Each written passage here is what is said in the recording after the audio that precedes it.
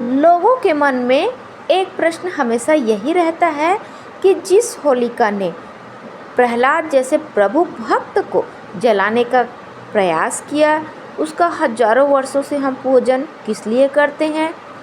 होलिका पूजन के पीछे एक बात है। जिस दिन होलिका प्रहलाद को लेकर अग्नि में बैठने वाली थी, उस दिन नगर के सभी लोगों ने घर घर में अग्नि जलाई। अग्नि जलाकर प्रहलाद की रक्षा करने के लिए अग्निदेव से प्रार्थना की थी। लोक हृदय को प्रहलाद ने कैसे जीत लिया था, यह बात इस घटना से मिलती है। अग्निदेव ने लोगों के अंतःकरण की प्रार्थना को स्वीकार किया और लोगों की इच्छा के अनुसार ही हुआ। होलिका नष्ट हो गई और अग्नि की कसौटी में से पार उतरा हुआ प्रहलाद नर श्रेष्ठ बन गया। प्रहलाद को बचाने की प्रार्थना के रूप में प्रारंभ हुई घर घर की अग्नि पूजा। इसी काल के अनुसार सामुदायिक पूजा का रूप लिया और उससे ही गली गली में होलिका की पूजा शुरू हो गई। होली का त्यौहार का मुख्य संबंध बालक प्रहलाद से है। प्रहलाद तो था विष्णु भक्त, मगर उसने ऐसे परिवार में जन्म लिया जिसका मुखिया क्रूर और निर्दयी था।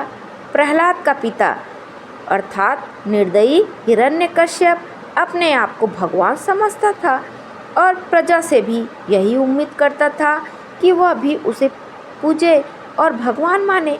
ऐसा नहीं करने वाले को या तो मार दिया जाता था या कैद खाने में डाल दिया जाता था।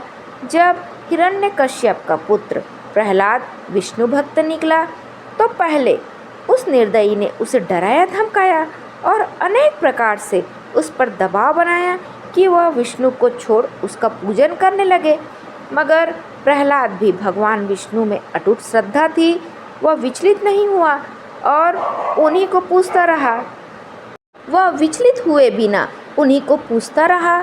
सारे यत्न करने के बाद भी जब प्रहलाद नहीं माना तो हिरण्यकश्यप ने उसे मार डालने की सोची।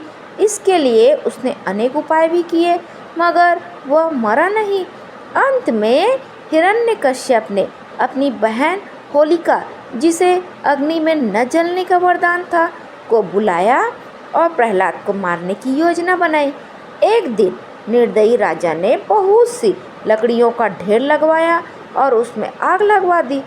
जब सारी लकड़ियां तीव्र वेग से जलने लगी, तब राजा ने अपनी बहन को आदेश दिया कि वह प्रहलाद को लेकर जलती लकड़ियों के बीच जा बैठे।